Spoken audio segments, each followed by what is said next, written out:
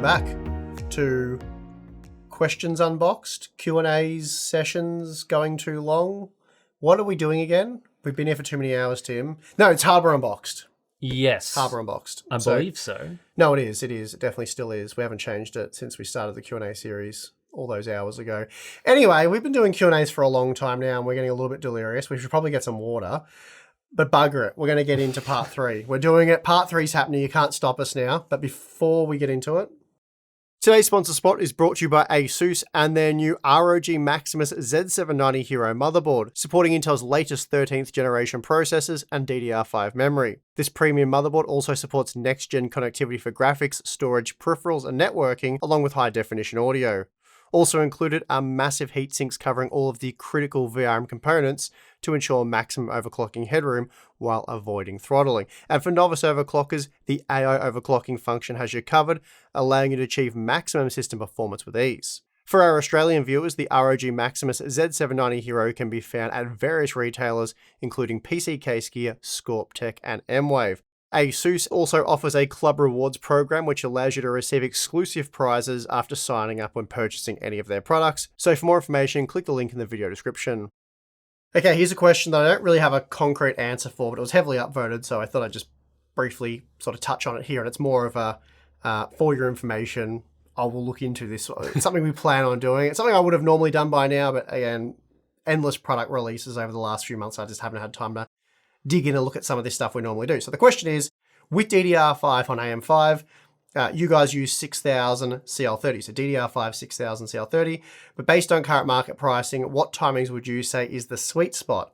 So say 6000 MTS at CL32 or even CL36. So I had a quick look online, the DDR5 6000 stuff at Newegg in US dollars, CL38 starts at $135, and then CL36 is $140. So you might as well, CL38's not worth buying, or CL40 even, I didn't even bother including that. CL32 is $150, and then CL30 starts at $160. So there's not a big jump in price, and that's not the most premium CL30 memory, admittedly, but there's not a huge pricing discrepancy there, and it continues to shrink and shrink. So basically, I don't know is the answer because I haven't done that testing. I'm actually quite interested to see how much difference those various memory timings make on, have on performance for the Zen 4 CPUs. Definitely something I'll look into soon. There's obviously a long list of things I want to cover, but based on those prices, I would be probably going with CL32 as the sort of higher timings there and trying to get like CL30. But you can also tune timings and stuff like that if you're interested, a bit of faffing around, but it can be done.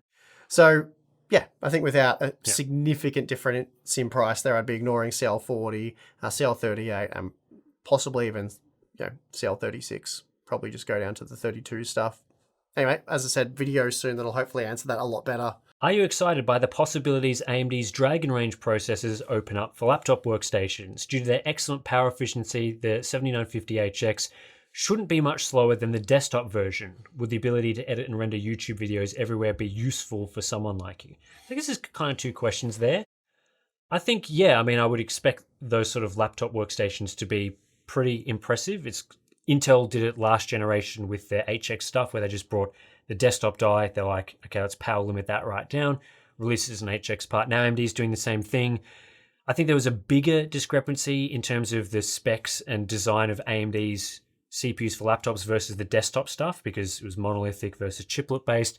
Now that we've got more cache coming to those parts, the chiplet design, more cores, substantially more cores, that's going to have big implications, especially for things like gaming that really go after cache. So going from like 16 to 32 meg of cache or even higher than that is going to be huge for those sorts of laptops, I would think. But, it should perform well. How it performs compared to Intel's yet to be seen as well. As for would the ability to edit and render YouTube videos everywhere be useful? I think that's more questionable. I think it's always nice to see the performance of desktops come to laptops. Like that is advantageous, but usually to access that top level of performance, you need to plug it in. For me personally, there's many advantages to having the large screen, a proper keyboard and mouse. If you're having to hook all that up to a laptop, you're kind of defeating the purpose of having a laptop. You may as well just have a desktop. Mini RTX. So, yeah, there's sort of those things at play as well, where it's like, I've never really been someone, even though I do test laptops, I've never been someone that has done a lot of laptop gaming or a lot of work on the go in that way. I think that's more limited to, for me personally, I'm more interested in like the 13-inch, really slim and light, very portable systems where it's great for like, checking my emails, just, browsing YouTube videos. Maybe I do a few occasional, high performance tasks, but generally I'm more interested in like battery life, portability. That's why I'd buy a laptop. I'd buy it for those things. Whereas if I'm doing like workstation tasks, I think my productivity would go way down if I was using a laptop versus a desktop. And that's nothing performance related. It's all due to form factor, ease of doing tasks. Even things like just, I can hook up so many hard drives to my desktop at ease, whereas with a laptop, it's like I've got to deal with internal storage constraints and stuff like that. So yeah, I guess it's just my personal preference. Obviously, those laptops still do sell very well for those sorts of use cases. But yeah, personally for me, I'd still definitely want a desktop. I had a question about your recent review of the RTX 4070 Ti. Your official summation was a strong meh because the price to performance was underwhelming. It's a good product that's poorly priced. Contrast this to the 7900 XT review where you basically excommunicated the video card because of its terrible value, to the point where you said you were not going to tell ARB partners to bother sending their cards as you had no interest in the card at its value. How do you reconcile this distinction when both cards are overpriced and the baggage of the 4080 12GB label is on the 4070 Ti? So what have I got to do? Well, I think someone's a bit annoyed that you said that the 4070 Ti was only meh due to its value, and then you said the 7900 XT was terrible. So how do you reconcile that? I was right. Well, that's nice. Well, if you look at the cost per frame graph, if I'm recalling correctly, the 4070 Ti was better. That's right. In terms of cost per frame than the 700 XT. Yep. Because it's slightly slower, but it costs $100 less at MSRP. And we've seen the MSRP is actually true. So if anything, I'm a little bit more impressed with the 4070 Ti. And well, the 7900 XT MSRP has been true as well. Yeah, and that's, yeah. All I'm saying is I went in, that conclusion was with me sort of going, I don't think this is super accurate. Yeah. So hang on. We've established, have we not, that GeForce GPUs command a premium. I think so. Justifiably so. And our audience, and that's based on feedback from the audience, right? So you guys, when we polled you, you said that GeForce GPUs command at least a 10% premium for DLSS. Yeah, I think we've asked in like multiple phrasing either how much more would you spend or how much cheaper does AMD need to be. Yeah. And it's typically been at least 10%. Yeah, it was in the 10 to 20% range from memory. Yep. So that means the 700 XT has to be at least 10% cheaper than the 4070 Ti for me to also go meh. Yeah. But it's more expensive. It's more expensive per frame. And more expensive overall. And then ray tracing's like, depending on the game, similar or gets slammed in sort of more the, Watch Dogs Legion type titles. And it's exacerbated by the fact that the 7900 XT was worse value per frame than the higher end model, the XTX. Yes, which is what I said in my review, right? Which contributed to it being a really bad recommendation because you buy the $100 more expensive GPU that's faster and better cost per frame. Yeah. Whereas with the GeForce cards, they were slightly improving value with each successive drop of the tier. Yeah. So it kind of changes the framing as well. It's like if you want the best value current gen NVIDIA GPU, that's the 4070 Ti. Whereas on AMD's side, that's the 7900 XTX. So yeah, I guess the thing that sort of I get a bit taken aback by these, and I'm not attacking this person who's asked this question, but I've seen a lot of comments from AMD fans on the 4070 Ti video. Now, I'm not reviewing the 700 XT for AMD, and I'm not reviewing the 4070 Ti for NVIDIA. I'm reviewing it for you guys. So the last thing you want me doing is saying the 700 XT is actually pretty good value, you should buy it. Yeah. Like, you don't want all reviewers going, hey, it's like you didn't want Tim to go, hey, the original DLSS was awesome. No need to improve this or change anything, guys. This is a fantastic technology. I'm really excited about it, and overhype it, which we have seen other outlets do over technologies like DLSS and ray tracing. You don't want that from your tech media outlets. You want them to be critical when it's warranted. When it's warranted, not Yeah. critical for no reason. But I think in this example, for example, the 7900 XT should have been $700, and the 4070 Ti should be what, like 600? 650 maybe at the most. Let's throw a number out that's less and you'll probably be right. Yeah. So and it's like, I wasn't, if I said the 4070 Ti was a great product, great value, definitely buy. I think some people thought when I said good value in the thumbnail, I was actually claiming that this is actually a good value product, but that was good value, like strong sarcasm, like it's not good value. The 4070 Ti review wasn't positive.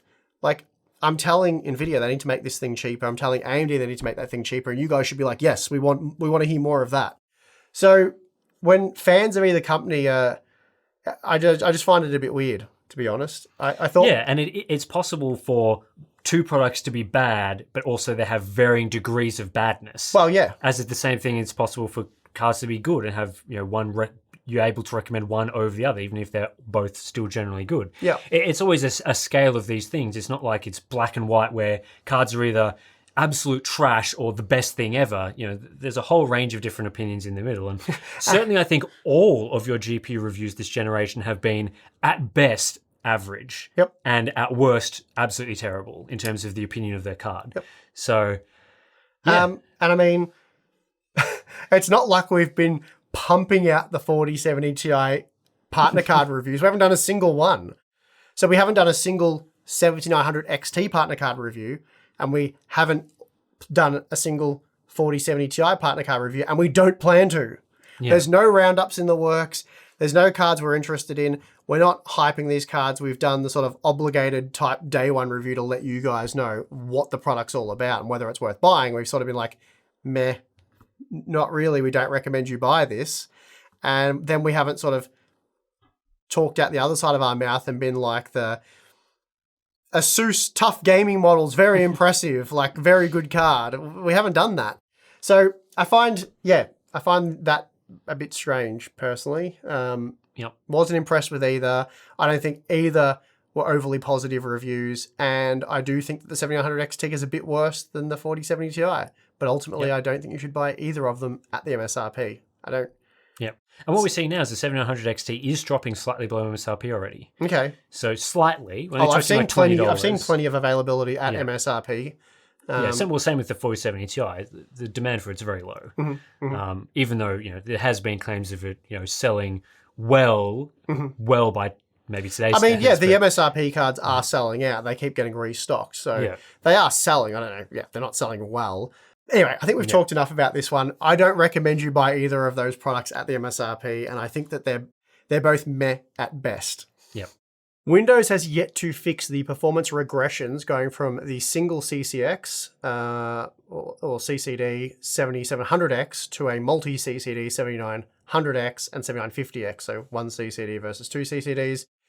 Is it really reasonable to expect them to be able to get the single Vcache CCDs working correctly with the 7900 and 7950X X3D models? So that's an interesting one. We'll have to see. I mean, they're using a whitelist, aren't they? That was the reason. These things never seem to go very well, in my opinion. Whenever there's whitelists for things, and it never seems to work very well. Fingers crossed it does work out, because it'll be hugely disappointing if it doesn't. If there's a select amount of games where it works well and then other games not well, that will be disappointing. Yeah. But we can't comment on it because we haven't tested it. Yeah, I mean, I think for most gamers, you probably wouldn't be looking at something like a 7950X. It doesn't make a 7950X3D, sorry. Right, yep. It doesn't make a heap of sense over the 8-core model, because we've not really seen, as you've talked about many, many times, the benefit of more than 8 cores for gaming of the same architecture, because the overall performance of those 8-core models is sufficient for today's games. And the accessing another die, generally not recommended for gaming due to latency reasons and all that sort of thing. So you're really talking about people who are buying a 7950X 3D for like your dual use, gaming and production work on the side. And then it's like, if the solution is as simple as game mode disables the CCD without Vcache, and then when you want to do productivity, you restart your system and enable all the cores. I think for a lot of people, that's, it's not the ideal solution, but that would be perfectly fine because, I think people could switch between tasks with a reboot. It's not the best solution, but it's better than having to have two systems. Yeah, it seems like the 7800X 3D is going to be the CPU. Yeah, I would say so. We'll see. It's sort of like, we're talking about something that's probably going to have some compromises involved with the cache on one die, but then previously there was no option at all. Like you if you wanted the Vcache, you needed to buy the 8-core. If you needed the 16 cores for production work, you needed to buy that, and you lost out on the Vcache side of things. So hopefully overall we see a benefit and that we don't see performance go backwards. I think that would be unlikely.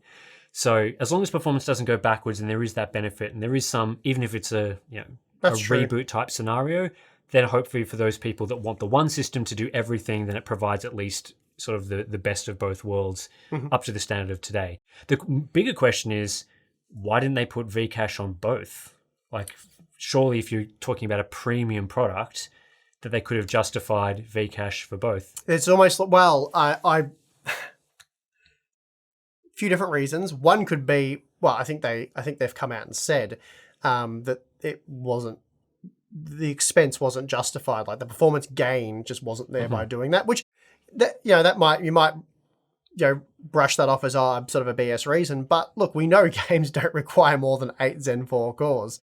I think for more scheduling reasons, like it just allows it to say, I can put this anywhere on the CPU and not have to work. I mean, so long as it's on the CCD. It's more foolproof. There's whatever you can remove a third party from having to optimize for something, it's always going to work better. But obviously they've thought we can schedule this to a sufficient degree that that justifies not the cost.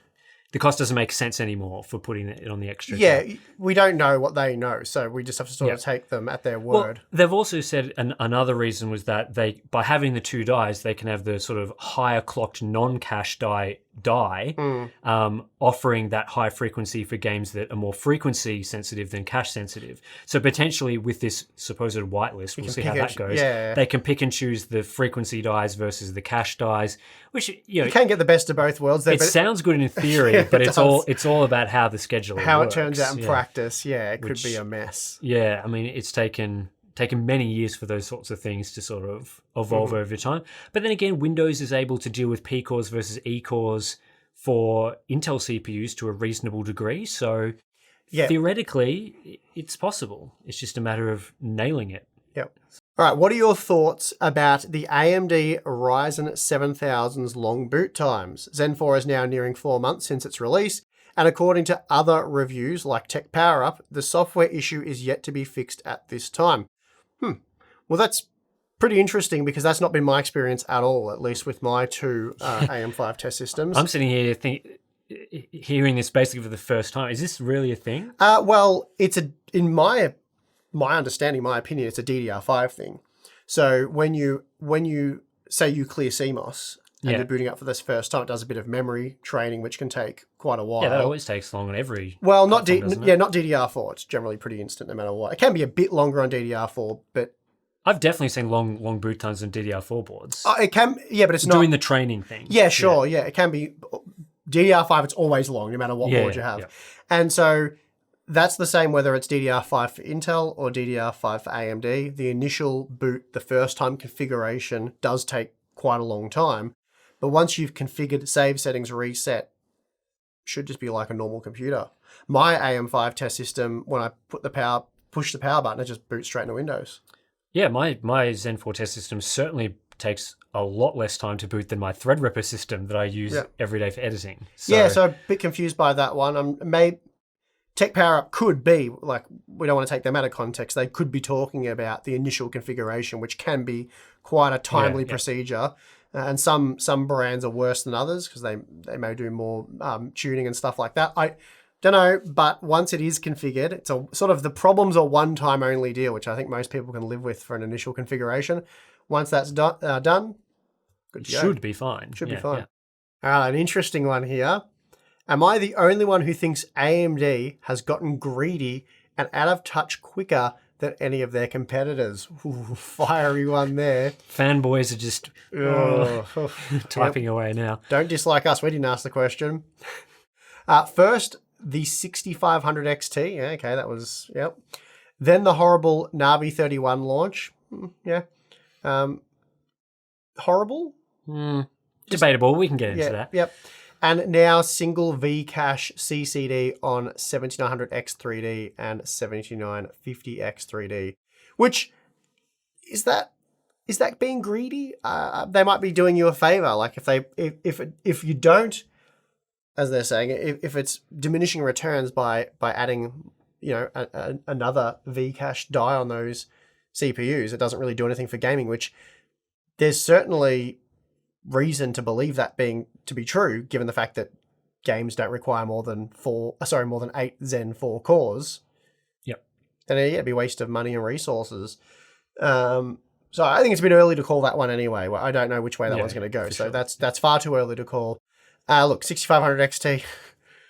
I mean, we got the RTX 3050 and the GTX 1630. So yeah, I think AMD is a business. It's a publicly traded business with shareholders, and companies are always going to make decisions based on that fact. And so, I think this sort of thinking that they're becoming greedy may come from comparing AMD now to what AMD was a few years ago when they were trying to increase their competitiveness, when they were coming from the terrible bulldozer era where nothing was good, to then they're sort of, this reminds me, need to make better value products. Sorry to interrupt you, but this brings me back to, remember when there was the Zen 2 leak where the 6-core CPU was going to be $100 or something? Oh, yeah. And you said there's no way, and you made the argument that you're making now, that parts like the Ryzen 7 1800X and Ryzen 7 1700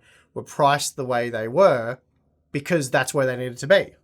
Yeah. They were pretty good in productivity compared to a 7700K, but they were crap in gaming at the time. So you can't charge a huge premium for a product that kind of sucks at something that people deem really important, but then is okay. And it wasn't an absolute whitewash with productivity either, because anything that was lightly threaded like Photoshop, the 7700K still murdered the Ryzen 7 processors. So they're priced accordingly. Like AMD weren't like, we didn't do well with the FX range. We don't really have the brand recognition. So let's be the good guys. Everyone deserves a break. Let's just offer Ryzen 7 really cheap because we're the good guys and we care about our customers. They were like sitting there sweating going, okay, well, this is better than what we had, but it still kind of sucks at this, this, and this. So how do we weasel our way into that market? And it's like, well, you offer that CPU for like $200. Yeah, that's true. I mean, they couldn't offer premium pricing because the product wasn't premium. They tried initially with the 1800X. They were like, let's try. Yeah, so I think part of it does come from that perception that AMD was offering these sort of really amazing value parts. And for some product models, the product was clearly the better value product, but that comes down to their positioning that they had. They couldn't offer the expensive premium part. They could only offer the budget part. That was completely absent. Yeah, because they didn't have the actual hardware to offer. Yeah. So, and now that AMD is producing parts that are much more competitive, people are sort of going, why isn't AMD the good guy for value and stuff? It's like, well, it's because their parts perform better. They're in a premium category. And they're not the good guy. So they're going to be priced competitively. It's like that's what it is. That's the situation. And they're a business. That's what businesses do. If the competitiveness of Zen 4 versus 13th gen was the case with Ryzen 1st gen versus Intel 7th gen, the parts would have been significantly more expensive. Yeah, it's just the way it is with these companies. The question is more stuff like, could AMD be getting more market share in key areas like GPUs if their GPUs were better priced? And I think that's a fair argument, because clearly with the Ryzen generation, AMD did price some of their parts, especially Ryzen 5, very competitively to gain market share in those fields. They were the clear cost per frame, for lack of a better word, option in those sort of segments. With the GPUs, we haven't seen as much of that. There hasn't been like the Ryzen 5, $100, $120 sort of equivalent where it's miles away the better option. They certainly have struggled that, especially with their new GPU pricing. Over time, nowadays Radeon's mainstream GPUs are quite, reasonable. Mm-hmm. But there's all that perception issue, and they're sort of struggling because they don't have the high-end options and stuff. So, yeah, I don't agree that they've gotten greedier, let's say, than their competitors. yeah. But I also, they're not your friend. They're there to make money. Yeah. So we're certainly not defending AMD. While I don't necessarily think that, that they have got more greedy, more so than their competitors. I don't necessarily believe that's true. But yeah. Just hasn't really happened. Okay. Would you recommend 64 gigabytes DDR5 as the minimum RAM purely for gaming builds? Absolutely not. I would not. You can still comfortably game in a lot of scenarios with 16 gigabytes of VRAM, 16 gigabytes of RAM, 16 gigabytes of VRAM, certainly. My recommendation these days is for 32 gigabytes because newer games, and there are examples where that will be a bit smoother, a bit better, and it allows you to have you don't have to commit things to page file and stuff like that in the background. It's a bit more practical. It's not hugely expensive these days. And especially if it's a recommendation, like as a sort of a mid-range to high-end recommendation, it would be for 32 gigabytes, not 64. That's very unnecessary. I don't think there's any situation where 64 gigabytes would be useful for gaming. Can you think of anything? No, there's no game that comes to my mind that has that sort of VRAM requirement. Maybe you'd be looking at some sort of simulator or something with like lots of mods or large maps or something. But I'm not super familiar with those sorts of games, so I can't really point and say, hey, this Factorio map or something requires like loads of VRAM. But outside of those like niche, I call that a fairly niche use case. Yeah, look, you could be the laziest gamer on the planet and just leave all the Chrome tabs in the world open. You could have multiple monitors, because for some reason that always comes up in these topics. One playing a 4K YouTube video, short of like encoding a video in the background, which is very much a suboptimal and destroys game performance anyway. Exactly. So no, for gaming, 32 gigabytes is absolutely as much RAM as you need. Going beyond that is completely pointless and a waste of money. And there are other disadvantages to doing so anyway. You'll find 32 gigabytes to be the optimal sort of sweet spot for performance, how high you can clock the memory, all that sort of stuff. So yeah, I'd be shooting for the 32 gigabyte kits. All right, do you think global economic conditions would influence the product releases this year? Looking at consumer demand, supply, cost/volume, and manufacturer strategies for different types of products. So CPUs, GPUs, monitors, etc. So do we think the global economic conditions are going to influence? Well, I'd say no, because even over COVID and lockdown, they still went ahead. Like I would have said the pandemic was more of a drastic shift in the economic climate than what we're currently facing with potential recession in certain regions and stuff like that. Yeah, I'd say that if we take the COVID years as sort of like an exception to the rule, I think you safely can do that. That sort of large exception that we saw is probably going to be greater than the potential downward stuff that we'll see. But that doesn't mean it's not going to have an impact. I think it really depends on like the class of products that we're talking about, because generally people who are buying higher end products are going to be more resistant to economic troubles, just because you're talking about people with lots of money, and those people tend to survive these sorts of times a bit better. Whereas if you're talking about more mid-range and entry-level products, then people are not going to be as willing to buy crappy products, and they're going to save their money and just go with what they've got. It's also going to be affected by the COVID times. People who spent big during that time, who did their big upgrade for gaming during lockdown, probably going to be less likely to want to do an upgrade now. Because either they've spent a lot of money, or they don't do gaming as much now because it's back more to a sort of more normal time for a lot of people. So I think all those things are going to impact. It's going to be, but it's not going to influence the releases. It's sort of more. So like, if they were going to release Zen 5, at the end of the, let's say that happened. If they were going, they're not going to be like, well. They're not going to delay anything. Yeah, they're not going to delay things. It's like it comes out when it comes out. It's that stuff's all set in stone well in advance. So whether it's detrimental to them or not, they're like, well, we're putting it out. We have to do that. There's no, they can't. Yeah, I mean they could put it in inventory, but that's probably the worst. Yeah, it's. Yeah, I think the only question would be, is it going to affect prices, and is it going to affect like the amount that they manufacture of the products? it certainly sounds like companies are less keen on making big orders. It's like TSMC is getting, going from having basically everything booked out for the foreseeable future to now, it sounds like that's eased off quite substantially. So, I imagine there will be some impacts there. Pricing, we've talked a bit about, whether or not they make any adjustments to pricing is very unclear, because it seems like they've just gone full steam ahead with GPUs, completely misreading the market, and have been okay with that. So maybe that will continue. But yeah, I imagine people will be, generally speaking, less inclined to buy things this year than, say, 2020. I certainly think there'll be a significant difference. So yeah, I guess it just goes to whatever the companies are feeling like, and sort of general things. But then again, I think this year's going to be a much better year for gaming in general. There's going to be more releases that will tempt people into upgrading their GPUs if they're sort of held off, because last year was very weak in terms of game releases. Certainly not very many things that really pushed people to need an upgrade. Everything ran just fine generally. But yeah, maybe that will change this year and encourage people. So there's a lot of factors going into this sort of thing beyond just maybe there'll be a recession. It's it's very complex, I think. And that is going to do it for the first Q&A series of 2023. Nailed it. Good. First Got it time. right. Yep. 2023. Done. In the bag. Bring on February. We'll do it all again. Sounds good. What else is there to say? Nothing. Let's just end it there. Cut. Done. Actually, no, we want to make money. Float Plane Patreon. Go give us money at either of those locations. They're in the... Just click down there. Just do it now. Yeah. I'll wait. Don't pan over that giant pile of GPUs you got over there. Just none of that.